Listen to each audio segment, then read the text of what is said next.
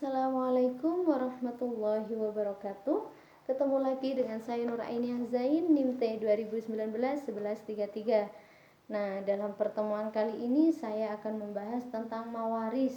Nah, biasanya orang yang kaya-kaya ini harus mendengarkan ya. Enggak, cuma bercanda. Tidak semua orang yang kaya yang harus mendengarkan. Namun ilmu ini wajib semuanya mengetahuinya. Nah, mawaris secara bahasa adalah harta yang ditinggalkan oleh orang yang meninggal dunia. Sedangkan secara istilah, mawaris adalah ilmu yang mengetahui orang yang berhak menerima warisan dan orang yang tidak berhak menerimanya.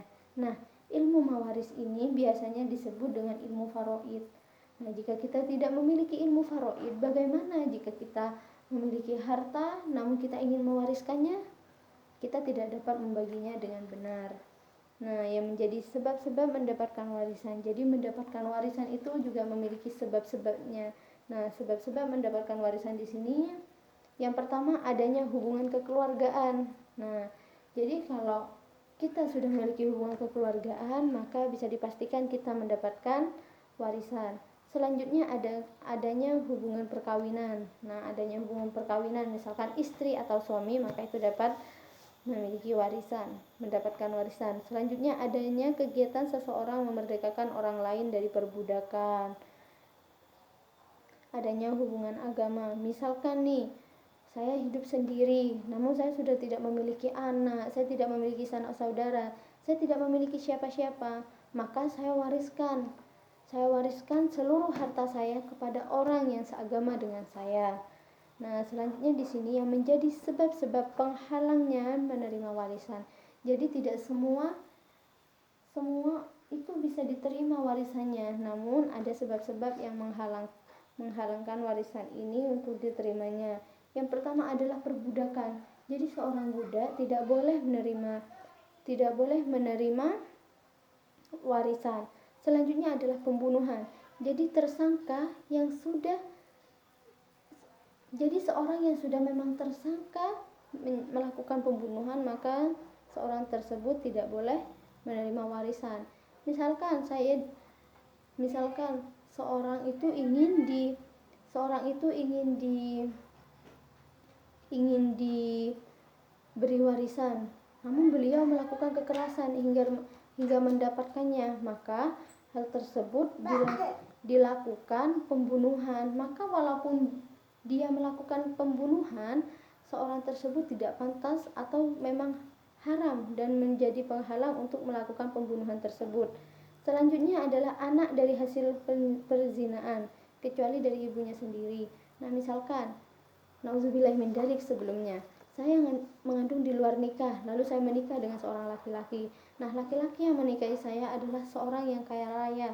Namun ketika membagi warisan, anak saya tidak boleh atau menjadi penghalang menerimanya warisan tersebut. Namun anak saya boleh menerima warisan hanya dari harta saya sendiri atau dari ibu kandungnya. Nah, selanjutnya adalah kekafiran. Jadi orang kafir tidak boleh menerima warisan.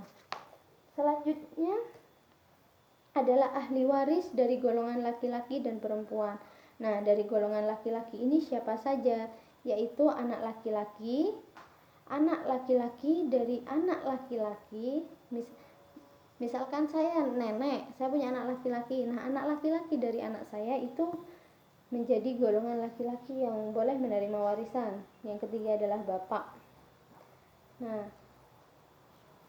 terus saudara laki-laki seibu sebapak, saudara laki-laki sebapak saja, seibu saja, dan yang terakhir adalah suami. Nah, yang selanjutnya adalah golongan perempuan. Nah, golongan perempuan ini siapa saja? Ya, yang pertama anak perempuan, ibu dari bapak, istri, saudara perempuan yang seibu sebapak, saudara perempuan yang sebapak, saudara perempuan yang seibu, dan perempuan yang memerdekakan si mayat. Nah, perempuan-perempuan tersebut adalah golongan perempuan yang diperbolehkan mendapatkan warisan. Nah, selanjutnya ashab al-furud dan bagian-bagiannya serta asabahnya. Nah, apa ini? Asbab al-furud adalah orang-orang yang berhak mendapatkan bagian tertentu dari harta warisan yang ditinggalkan mewaris.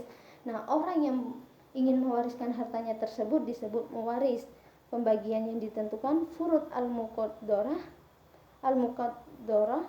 masing-masing adalah 1/2, 1/3, 1/4, 1/6, 1/8, dan 2/3. Nah, hal ini diambil dari Al-Quran surat An-Nisa ayat 11 sampai 12. Selanjutnya di sini adalah pengertian dari asabah. Nah, di sini kan tadi disebutkan di awal asbab al-furud dan bagian-bagian serta asabah. Nah, apa itu asabah?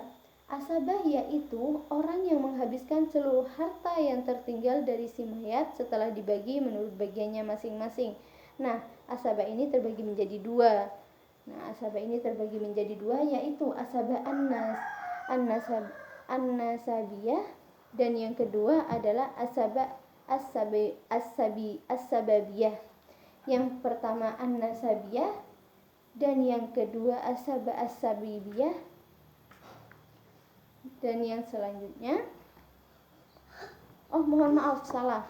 Di sini asabah terbagi menjadi dua, yaitu asabah nasabiyah dan yang kedua adalah asabah as-sababiyah.